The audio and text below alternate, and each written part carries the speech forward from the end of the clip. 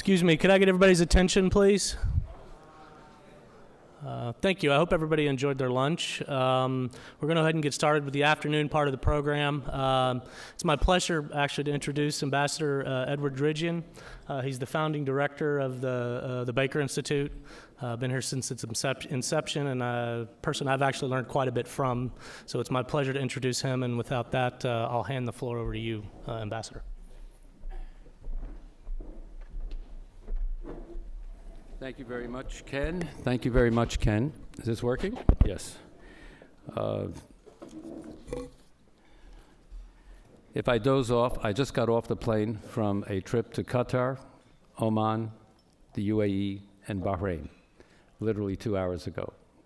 But I promise you, I will not fall asleep.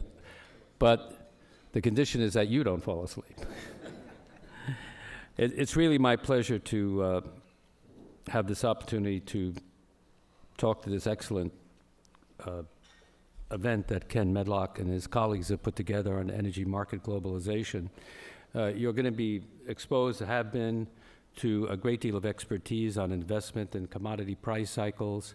What I'm going to do is give you a break from that and talk about the geopolitics of the Middle East with a special emphasis on U.S. policy toward the Middle East.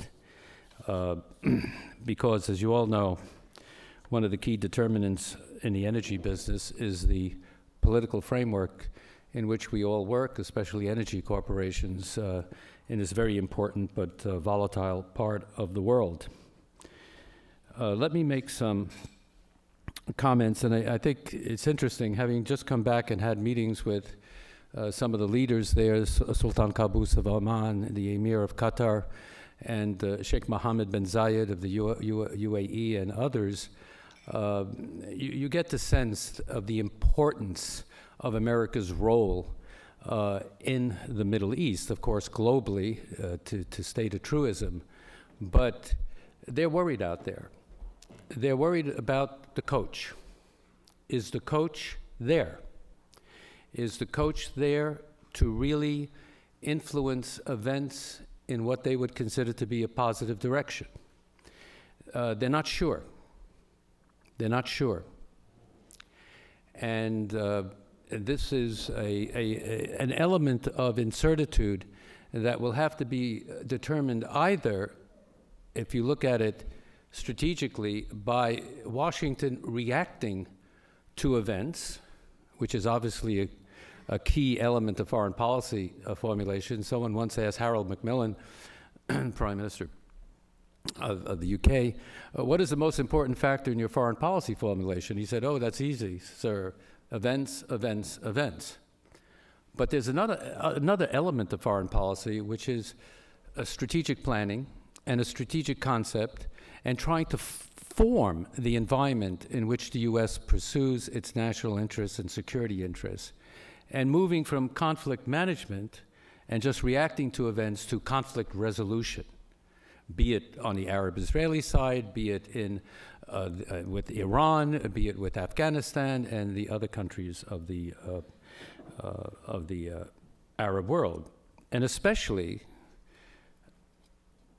and I'll address this a little more fully in a short period of time I have, is how is the United States going to, one, conceptualize its approach toward this phenomenon called the Arab Spring or the Arab Awakening?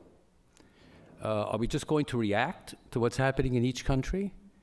How are we going to fulfill what I consider to be the major strategic goal of the United States toward the Arab Awakening or the Arab Spring? Is very simple. Difficult to put a policy together on this, but it's very simple. Marginalize the extremists and empower the forces of moderation. That should be our fundamental goal. But doing that is the trick. You know, I was at a conference in Vienna and had the Marjorie of Total on one side and Prince Turki bin Faisal, the well-known Saudi former head of Saudi intelligence, and Amr Moussa, then with the Arab League. And I referred to the Arab Spring as the Arab Awakening.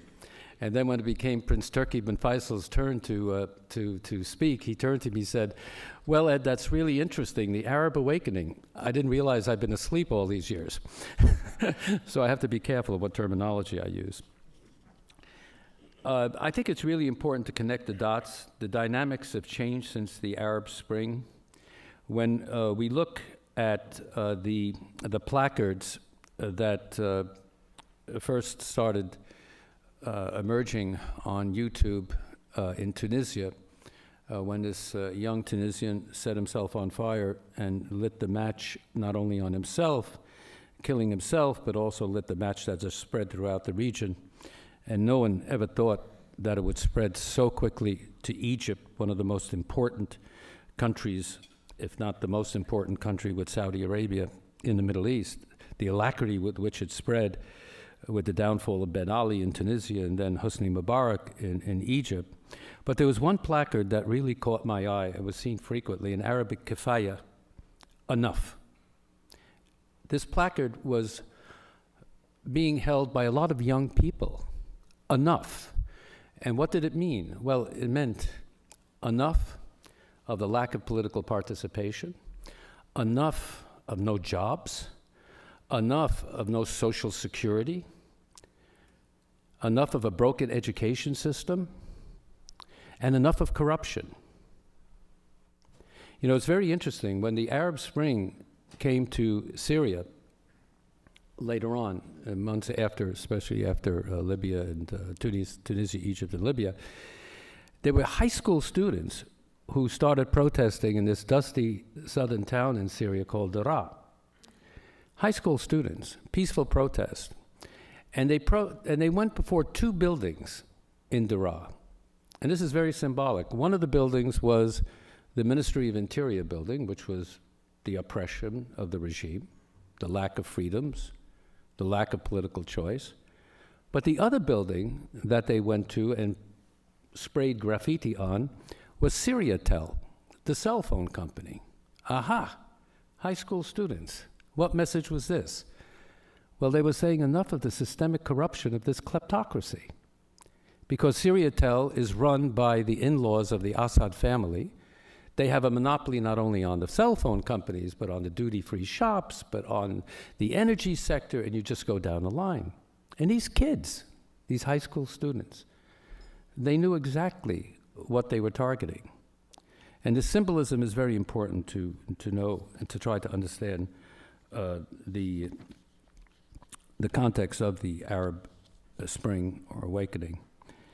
Early on, I in an interview with the New York Times, early on, I called this a tectonic shift in the political landscape of the Middle East.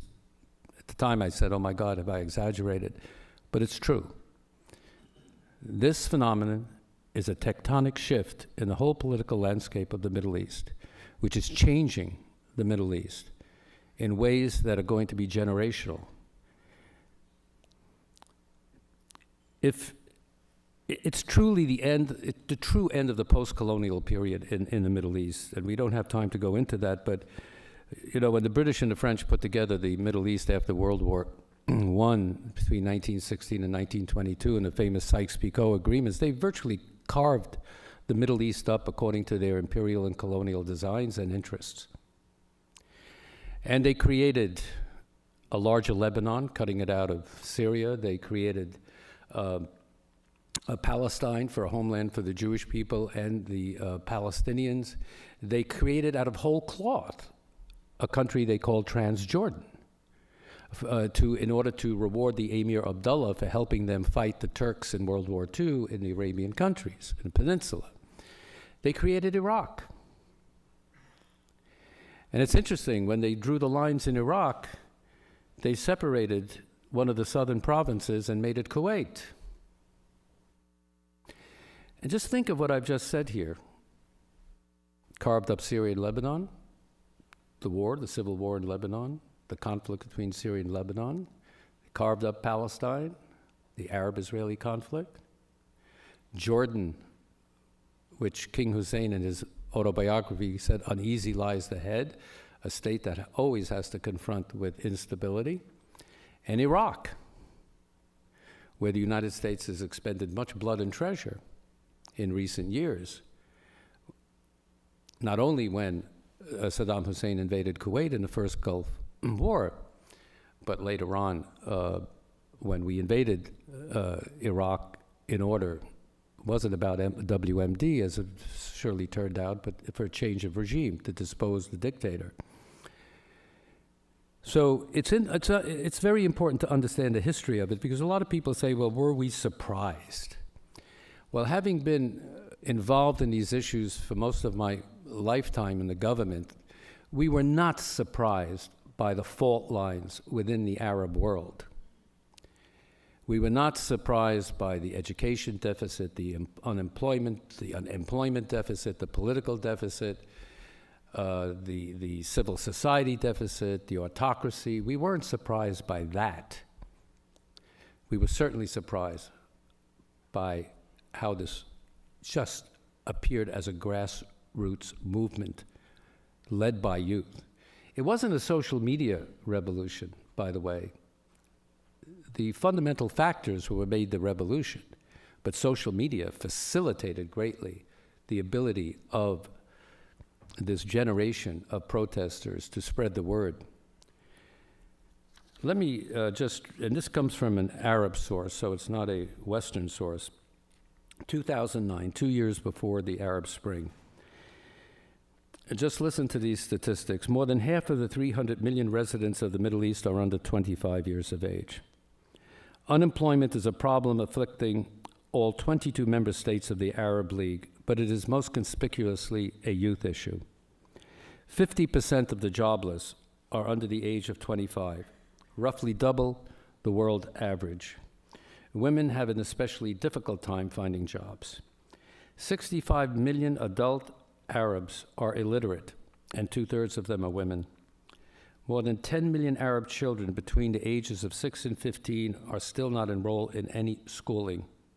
And on current trends, this number will increase by 40% over the next decade. Listen to this statistic. The total expenditure on conflicts in the Middle East in the last 6 decades has exceeded $3 trillion. $3 trillion. For war, for defense. While the per capita expenditure on education of the Middle East 22 nations has shrunk. The future is in education. We know that here in America. We know that in terms of job creation in America. Education is critical in any country. Look what South Korea did with education, with no resources. So this comes from the ruler of Dubai. And these are the fundamental reasons of what we call the Arab Spring. In 1992, I gave a speech at Meridian House when I was Assistant Secretary of State under President George Herbert Walker Bush and Secretary Baker. And the reason I gave that speech was it was at the time of the fall of the Soviet Union, and the zero-sum game of our Middle East policy had shifted overnight, because a lot of it since the end of World War II was driven by the Cold War confrontation and rivalry. Soviet Union had its allies, we had our allies, and it was a big superpower chess game. But with the collapse of the Soviet Union, that paradigm shifted overnight. With the fall of the Berlin Wall, that paradigm shifted. And so I thought that we had to really elaborate a policy looking forward. And I was a little concerned over schools of thought in academia, in think tanks, in various political groupings in the United States saying, well, the next enemy after the fall of communism is Islam. That was truly wrong-headed. And even Sam Huntington's famous thesis of the clash of civilizations, when you look at it, I unfortunately am a victim of a Jesuit education. I went to Georgetown University, and the Jesuits, they taught the philosophy, St. Thomas Aquinas, the fallacy of composition. I repeat that now. You might think it's totally irrelevant, but it's very relevant. The fallacy of composition is that if the truth is this wide, and you just concentrate on one part of the truth and weave a whole strategy on that, That's the fallacy of composition. So if you weave a policy based on Islamic radicalism and terrorism, which is real and is a threat, but you brand a whole society and culture, something wrong with that. So in this speech, and I won't bore you with the details of it, but it became policy in the Bush 41 administration, the Clinton administration onward, but each administration adjusted it according to their national security policies and needs. Basically said that after the fall of communism, the United States threat is going to be not from any world culture or religion, but it's going to be from either extremism or terrorism, of either a secular or a religious cloak. That's 1 year before the bombing of the World Trade Center in 1993. And then, of course, fast forward to 9/11, 2001. And again, the thesis there was American policy broadly should be to marginalize these forces of extremism and terrorism and empower the forces of moderation in the region. And therefore, the policy recommendation was first, make a real effort to resolve the Israeli-Palestinian issue, which is for its own sake, and even for the sake of Israel, for the sake of Palestinians, get to the two-state solution sooner rather than later. But take this issue away from the extremists, be they secular like Saddam Hussein exploited it, or be they religious, as Al-Qaeda and others exploited.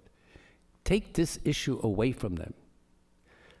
Don't give them this pretext to gain adherence and to exploit this issue for their own political ends. So moving from conflict management, as I mentioned earlier, to conflict resolution was one of the key policy recommendations. The other one was we have to start inculcating, without illusions, as much as we can, political and economic reforms in the Arab world. And I pose this rhetorical question: what good is the Fifth Fleet in the Persian Gulf? We've been in the Persian Gulf since 1949. All of you who are Americans here in this audience are paying for that. We, the taxpayers, have been paying for the American Fifth Fleet to be protecting the free flow of oil through the Straits of Hormuz. And we've been providing China and Japan, and of course our own interests, a great service. And that's a right policy. I'm a strong adherent that is the right policy. But I asked the theoretical question, what good is the Fifth Fleet if the threat to our allies in the region comes from within? We're not going to send the Fifth Fleet in. What if it comes from within?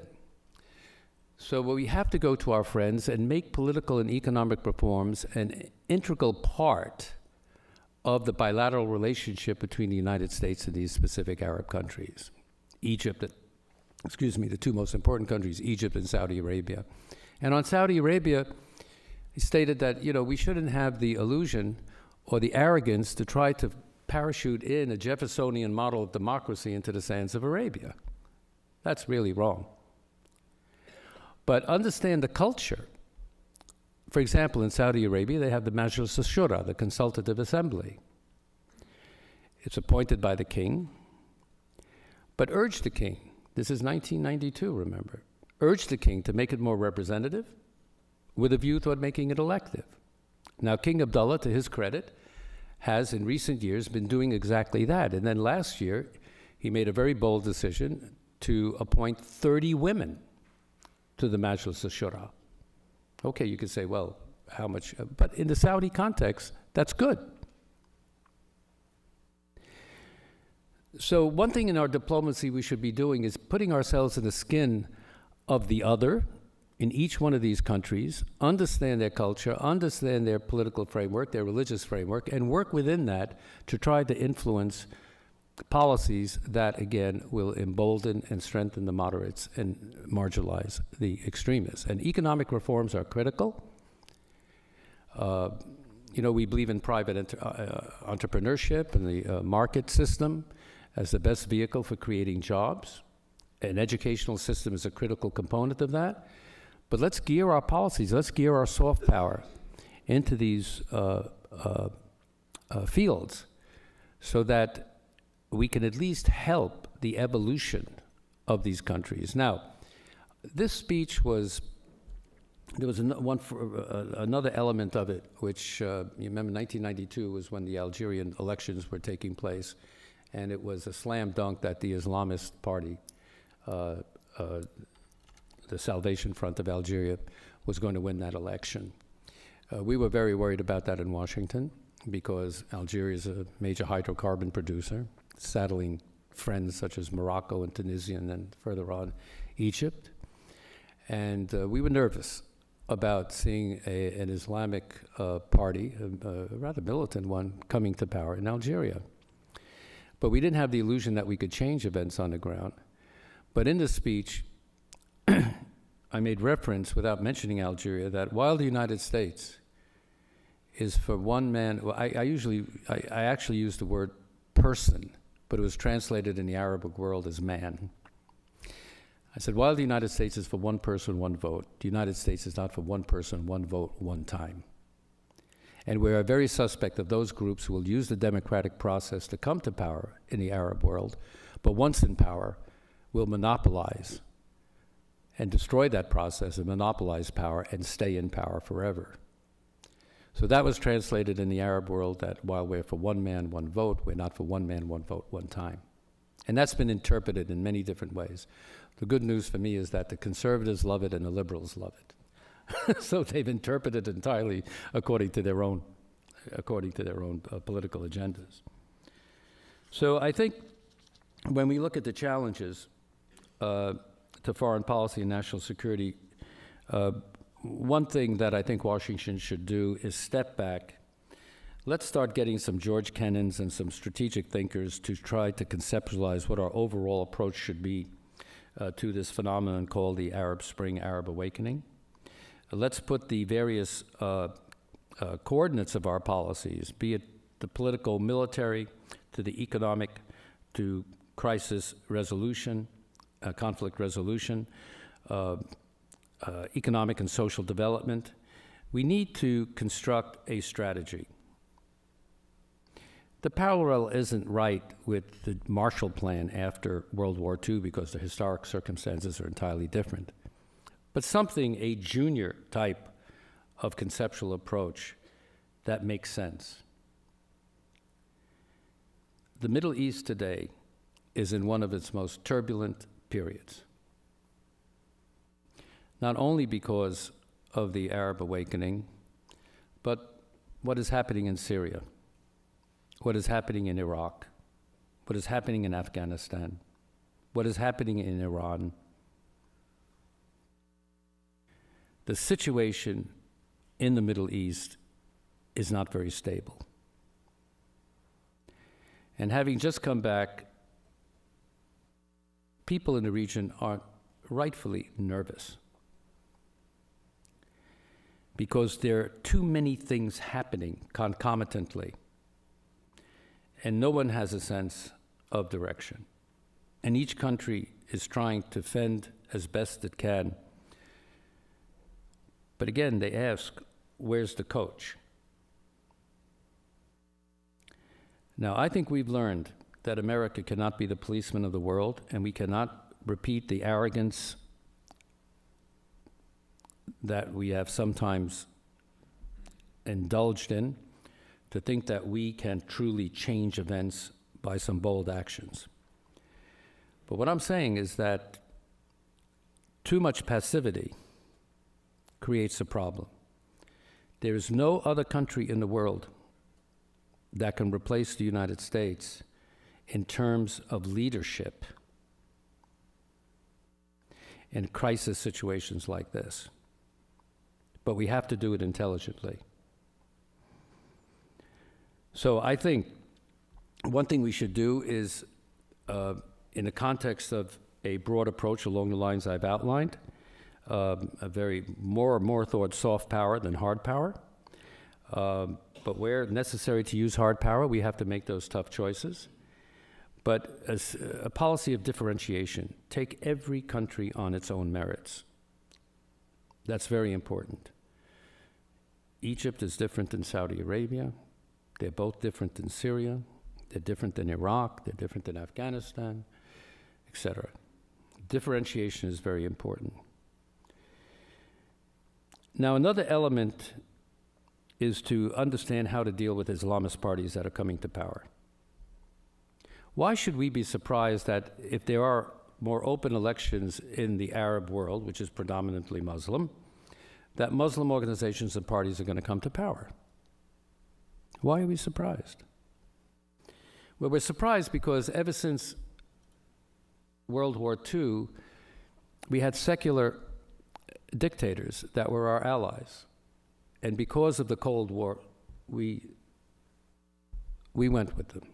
We did not promote our political and economic reforms because in the big game between the Soviet Union and the United States, that was considered to be an existential crisis if ever we came to war, and therefore we turned a blind eye. But the autocrats continued in power. Under the facade of supposedly free elections. Some of you heard me tell this anecdote before, but when I was ambassador to Syria, toward the end of my tour with the father, who was a very wily and intelligent strategist, Hafez al-Assad, a big difference from the son. You know, the son, Bashar, I call him a brutally weak dictator. It's a horrible term. He's brutally weak dictator. But he wasn't groomed for this job. His elder brother, who died in an accident, was groomed for it, and he had to be thrust into it. But he was studying ophthalmology in London. And I couldn't resist, but on a CNN interview, they were badgering me. Well, what do you think of him? What do you mean? I said, well, look, he's an ophthalmologist without vision. I knew I lost my visa for Syria when I said that. But the father knew where the strategic red lines were, and he was very canny. And during one of my last meetings with him in Damascus, he had just been reelected for another 6-year term. He got 98.44% of the vote. So I said, you know, congratulations, Mr. President. That's a stunning electoral victory. I said, there are American politicians who would die to have numbers like that. He said, thank you. And I said, may I ask you a question? He said, of course, go ahead, Ambassador. I said, do you know who the 0.56% are who didn't vote for you? And without batting an eyelash, he said, oh, don't worry, Ambassador Georgian, I've got all their names. And I love to tell this story because it illustrates that elections alone democracy does not make. We, as Americans, or as Westerners, know what are the essential elements of democracy. It's the rule of law. It's the alternation of power. You voted in, you're in. You voted out, you leave peacefully. One of the greatest symbols of our democracy is when you have a president elected to different administrations, Republican, Democrat, and the new president sworn in, and the Republican and Democrat is sitting down there in the peaceful transfer of power. That's what democracy is about, the rule of law, the alternation of power. But these Islamist parties that have come to power now have to govern. So if the Muslim Brotherhood, a faction of the Muslim Brotherhood, and the President Morsi's in power in Egypt now, he has to govern. He's facing the exact same issues that the secular dictators that were overthrown are facing. Job creation, economic growth, expanding their energy industry if they have energy resources, civil society, health, education. And as one Arab friend of mine said, you know, if you're an Islamist, you cannot govern with insha'Allah alone, which means if God wills, insha'Allah. You just can't say, you know, if you're getting a brief by a minister of economy and you have to make a decision, you just can't say insha'Allah. You have to have a plan. You have to have a policy. Once I was with Secretary of State George Shultz, we were meeting with the then Crown Prince of Saudi Arabia, now King Abdullah, and we were trying to get a yes from him, a clear yes. We didn't want to know. So Secretary Shultz said, let's go to McLean, where he's staying in Virginia. I got to make the pitch to him personally, informal setting. So we go. And George Shultz does his diplomacy, and he's asking, and Crown Prince Abdullah looks at me and goes, Inshallah. Inshallah. This went on for half an hour. So Schultz finally turns to me and says, what does that mean? I said, Mr. Secretary, at best, it's a maybe. And so you can't govern with inshallah alone. These Islamist parties are going to have to face these critical issues. And right now we're seeing that tension in Egypt, for example. Because the other parties, the secular parties and other factions, are noting that the Ikhwan, the Muslim Brotherhood, is not delivering. And this is happening in Tunisia. And it's happening elsewhere, and will happen elsewhere. So perhaps this is going to be a long-term evolution of events in the Middle East. There's no quick fix anywhere. But they're either going to prove themselves, or there'll be someone who'll do a counter-revolution, or political events that will marginalize them. Let me talk about the problem from hell, Syria. We did a report here at the Baker Institute that we delivered to the White House and the National Security Council and the State Department just 2 months ago. And we are advocating a more robust stance by the United States. Nothing foolish like boots on the ground or anything of that nature, but the fundamental facts in Syria, which is truly one of the biggest humanitarian disasters that we're witnessing at our time. I don't know when the Srebrenica moment will come in Syria, when enough bloodshed of innocent civilians and children and women and will occur where the international community says enough, and then a coalition of forces comes in to try to rectify the situation. But the real challenge here is that geopolitically, Syria occupies a very central part of the Middle East. It's the virtual heart of the Middle East. And what happens in Syria will affect the region as a whole. But what happens in Syria will immediately affect what happens in Lebanon, in Turkey, in Iraq, in Jordan, and Israel. So the devolution of events in Syria have great consequences. And the devolution of events is moving more and more towards sectarian warfare, clans against clans, Alawites against Sunnis, Christians caught in the middle, the Druze, the Kurds, Shia groups. And the beauty of this part of the world was that these were multi-confessional states. And it went beyond toleration. It was truly coexistence. In my first diplomatic assignment way back in the 60s in Beirut, Lebanon, it was a beautiful mosaic, these countries, where you had thriving communities living next to one another and sharing in each other's religious holidays, and it was an entirely different frame of reference. That's being destroyed as we speak. It's being destroyed. And the vacuum in Syria is being filled, not being filled, but is being exploited in part by Islamic radical parties like Jabhat al-Nusra, which is Al-Qaeda affiliated, other groups, and Hezbollah. But if you look at the balance of forces from the outside in Syria, Bashar al-Assad's regime is supported very strongly by Russia, politically, militarily, commercially. Russia has naval facilities in the port of Tartus. By Iran, there are Iranian Revolutionary Guard Corps units fighting in Syria in support of the regime. And Hezbollah, the so-called liberation group in Lebanon, whose whole raison d'etre was created in '82 when the Israelis invaded southern Lebanon and occupied it and radicalized the Shiite population in the south, and Hezbollah was born as a resistance movement, Muqawama, resistance to Israel. That's where it got its legitimacy. Resistance against the occupier. Israel unilaterally withdrew in 2000, but Hezbollah was strengthened as the most single important paramilitary group in Lebanon. In fact, an argument can be made that it's more powerful than the Lebanese army. They have tens of thousands of rockets.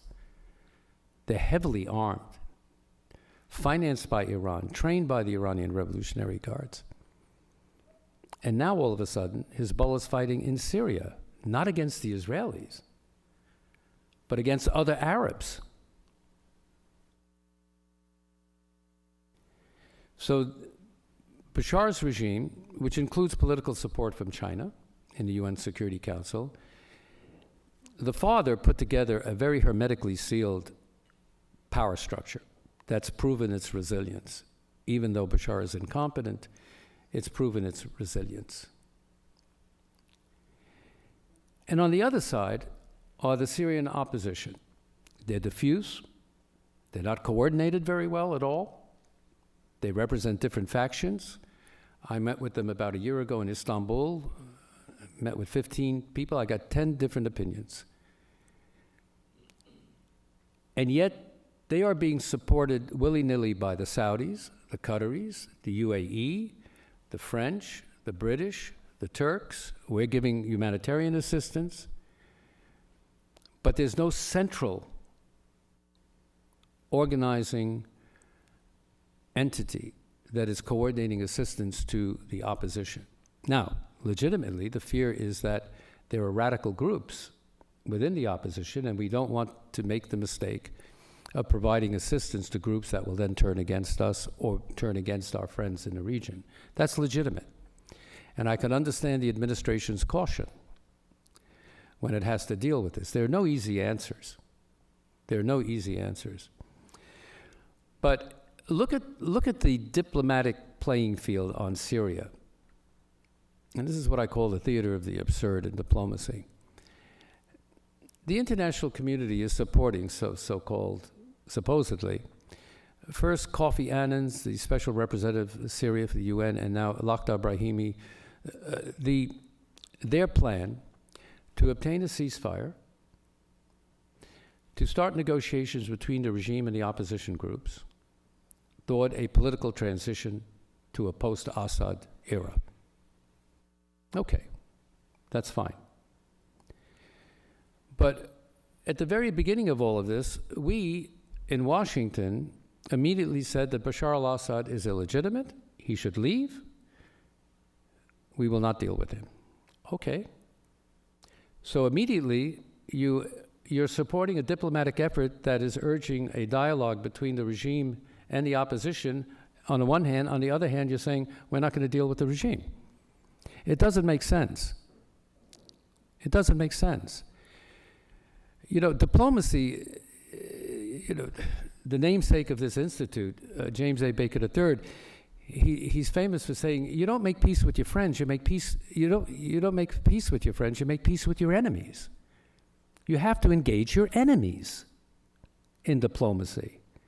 Look at Ronald Reagan. He demonized the Soviet Union as the evil empire, but he didn't render illegitimate the rulers that his administration negotiated extensively on arms control agreements and other agreements throughout his administration. Diplomacy is about engaging your enemies in order to come to a solution that supports your national security interests. So I think our whole approach has been basically flawed, and now we're stepping back from that a bit to try to get this UN-led effort into place. But the prospects don't look very good. I think that Bashar al-Assad thinks he's on a roll.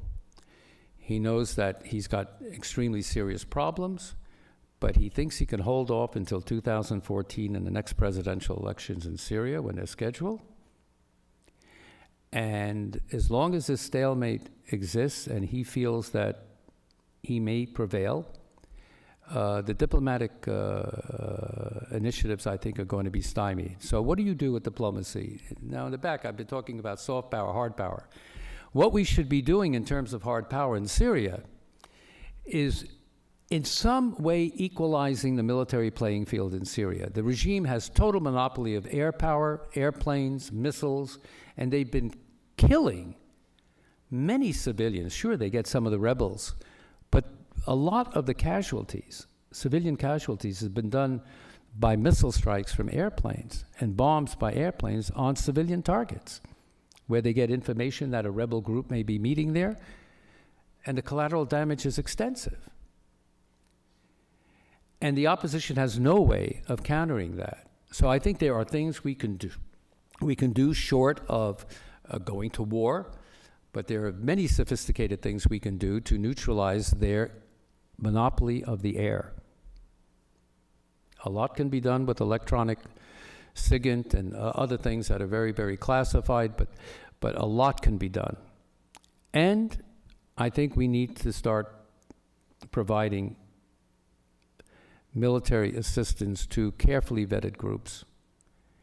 It's only then, when Assad realizes that it's not going to be a free path forward, that he might negotiate.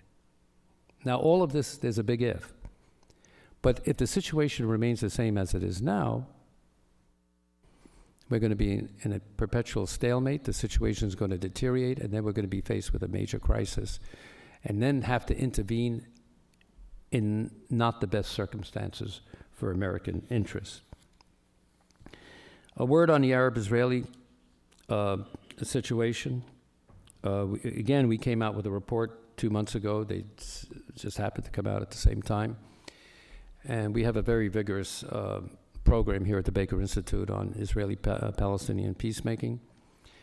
And our point of view is that every year that goes by now, with a lack of an agreement between the Israelis and the Palestinians, the hope of a two-state solution, some people say it's over already, but the hope of a two-state solution is being lost. I've served in Israel as the American ambassador. I think I have a feel for both sides. And I think it is an existential threat to Israel if they do not come to an agreement on a two-state solution sooner rather than later. Because if they don't, the options are continued occupation of a growing population of Palestinians, or a one-state solution. And a one-state solution, Palestinians and Israelis would be living under the same state. But given what I call the geopolitics of demography, the Palestinian Arab population, its growth rate is far superior to that of the Jewish population in the region.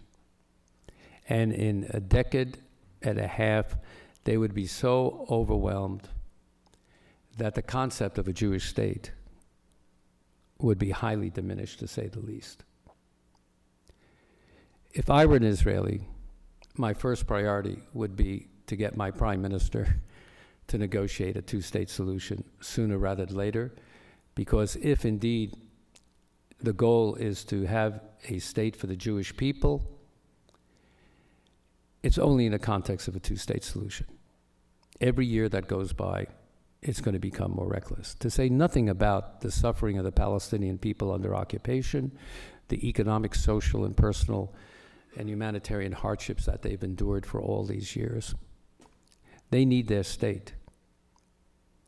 So what we propose in this report, and by the way, we gave this report directly to President Obama because our Baker Institute fellow, our Palestinian fellow, Samuel Abed, called me and he said, I can't come to the conference at the Baker Institute on March 22nd, this March, because I just got word from the Consul General of the United States in Jerusalem that President Obama is going to visit my sports club in Ramallah when he makes his visit to the area. I said, that's great news. I said, your whole purpose in life is to hand him our report. And he did. And he also handed a copy to John Kerry, the new Secretary of State. And while President Obama was in for a private meeting with the then Prime Minister of Palestine, Salam Fayyad, our guy, Sami Abed, was sitting down next to John Kerry, and Kerry was going over the report and making notes in the margins. So this, I wish each Baker Institute report could have that type of access, but it was fortuitous at the time. But in it, we say, Mr. President, the basic parameters of an Israeli-Palestinian agreement are well known. invite Netanyahu and invite Abu Mazen to Washington and say, gentlemen, here's my concept for the political horizon and the end game. These are general principles on the key final status issues: borders, exchange of territory, settlements, Jerusalem, Palestinian refugees, security, water. Here are the parameters. We've been at this since 1967. We know what the end game should be. Every predecessor of mine has engaged, and we've lost all this time. So I'm asking you to come with me, and I will give you the support and the leadership of the United States to start this process. And then we go beyond that and suggest to the President and the Secretary of State that they should adopt a fast track and a slow track negotiating process, and I won't bore you with those details, but we give them a way forward specifically. So it's not just one of these policy reports that say, resolve the issue. It actually gives them a map on how it can be done. So it is being considered. It's not only our study that's being considered, but John Kerry is out there, and I hope that will be done. I'm running out of time, and I just want to, let me just conclude my remarks by saying the coach is needed, but an intelligent coach. And I think I'm pretty objective about this. If I were President Obama sitting at the White House, after the devastation, the blood and treasure we lost in Iraq, after the blood and treasure in Afghanistan, after the Libya military action, no American is going to support U.S. troops on the ground in an Arab country or the Middle East. That's a political reality, and no one is advocating that. No one. But having said that, you can overdraw the conclusions and the consequences of errors made and lose our leadership position, because nobody can replace that role. Thank you very much.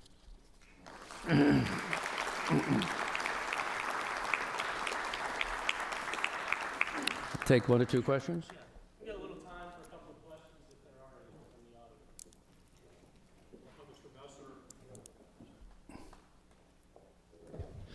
audience. While you were on this trip, we were seeing the demonstrations in Turkey. I wonder if you could tell us a bit of your views on this and kind of reactions you heard during the trip. A good question. I think this is extremely serious, what's happening in Turkey now, because Turkey's been looked upon as the model under Erdogan and the AK party. It's an Islamist party in power in one of the most important Muslim countries in the world, and they somehow balanced up to this point a really secular democracy with many pious Muslims supporting the AK party. And the economy is booming in Turkey. So Erdogan won the last elections with over 50% of the vote. He's empowered a lot of the Turkish businessmen, especially from the hinterlands of Turkey. And so he has strong support. But Turkey is being stressed by these issues I've discussed in the region, and especially by the turmoil in Syria.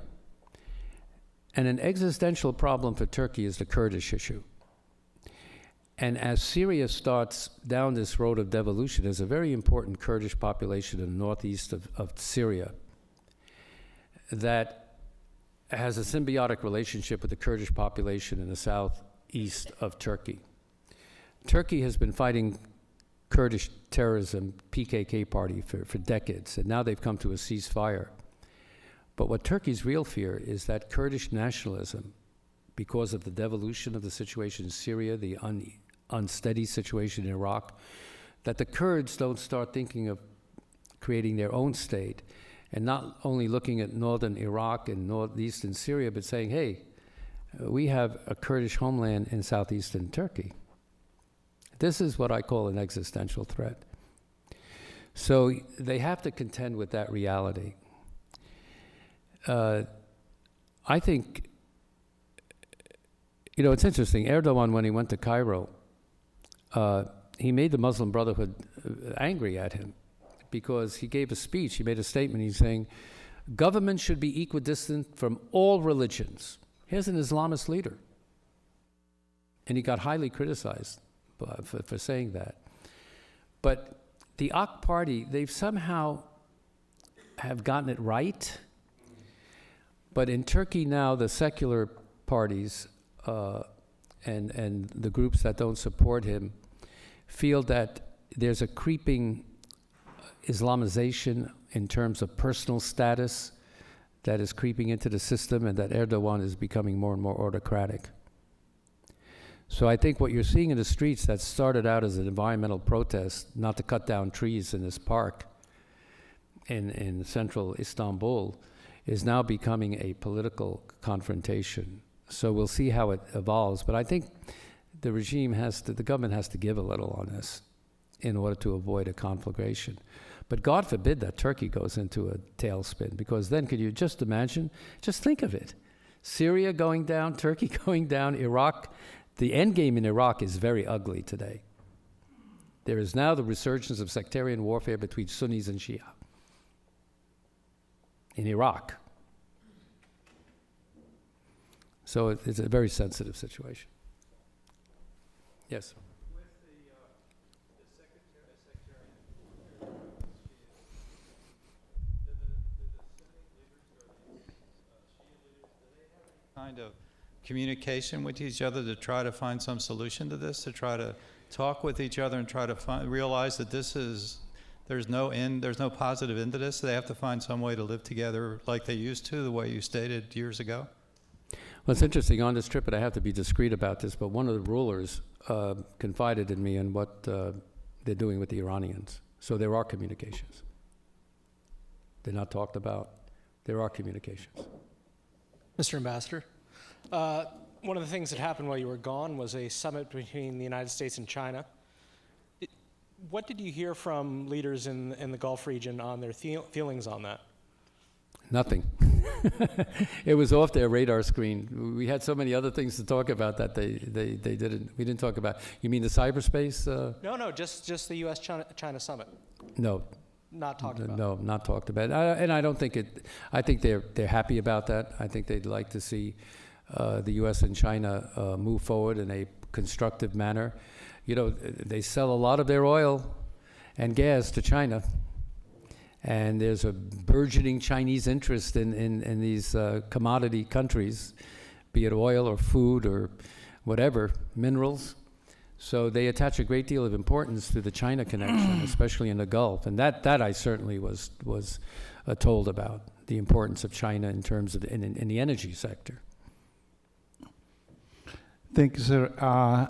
Because you are a very knowledgeable people, I want to make these questions. You put together in a table many players, Iraq, Iran, and so on and so on. I don't know if it's a good question or a bad question, but I want to do it. Because there's no such thing as a bad or good question. There is such a thing as a bad answer. I know. What happened with something is, I think that is a problem, South Korea and North Korea. You didn't mention nothing about that. I was just talking about the Middle East. No, anyway, give me a break. But Give me a break. We have enough problems. I'm sorry. No, I think the answer to the North-South Korea issue resides mainly in China. China is the key player. China can pull the plug on North Korea in a heartbeat.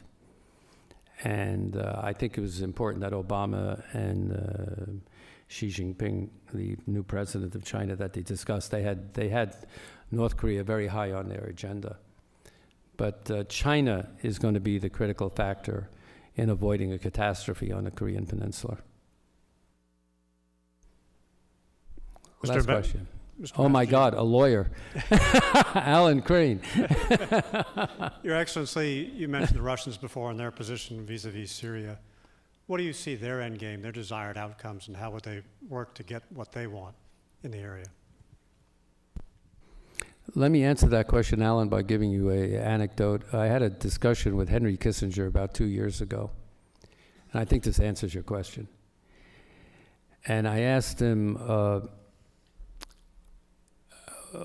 in your first discussion with Putin, when Putin became president, were there any surprises? And he said, you know, when I spoke with him, I asked him a question. I said, Mr. Putin, what is your greatest threat perception for the Russian Federation? And Kissinger said, I thought he was going to answer the deployment of the ABM, the anti-ballistic missile systems in Europe, that Russia considered a threat to its military stance. He said, and Putin didn't even mention ABMs, but he said, the greatest threat that I see is the growth of Islamic radicalism in the soft underbelly of the Russian Federation that will affect what happens in Dagestan, in Chechnya, the Tartars, with our Muslim populations. And so the Middle East is looked upon as a potential boiling cauldron that can affect Russia's interests. And you know, the Russians, frankly speaking, really think we are naive in Syria. They think, why are you not supporting Bashar al-Assad's regime? Why are you not supporting a secular regime? Don't you know that the Islamists are going to come and take over when he's overthrown? So what are you doing? I mean, this is really their perception. Now, don't ask me if we're naive. This has to be the last question. Mr. Ambassador, the Iranian election is coming up, and while all the candidates have been feted by the Ayatollah in the campaign, there does seem to be some differences between the candidates. Do you have any comments, or have you been following it? Any ideas on what's going to happen there? Yeah, I think it's an important election. Most likely, whoever the Ayatollahs want will be elected at the end of the day. But there's a very interesting candidate, Rouhani. He's a cleric, but Mousavi and Khatami and Rafsanjani, critical players who were part of the 2009 opposition movement, are supporting him. And I think that's a hopeful sign. There's a lot of political dynamics in Iran's populace, amongst Iran's populace. And, you know, sometimes we Americans think, oh, it's just the Ayatollah regime and it's sort of a monolith. No, there's a huge youth population in Iran. They're on the internet. They know what's happening. And there are forces for change within Iran, not to overthrow perhaps the clerical regime in terms of majority, but they want to have a society in which they can start thriving, getting jobs, they have an education system. I believe there are more women in the Iranian universities than there are men. But there is this tension between the conservative factions and the more so-called liberal factions. I think no matter what faction comes into power, whoever comes will be beholden to a nuclear program in Iran. The question is it a civilian nuclear program or a military nuclear program? But I find the support that's been coalescing around Rouhani by the reformist elements to be very interesting. Thank you very much.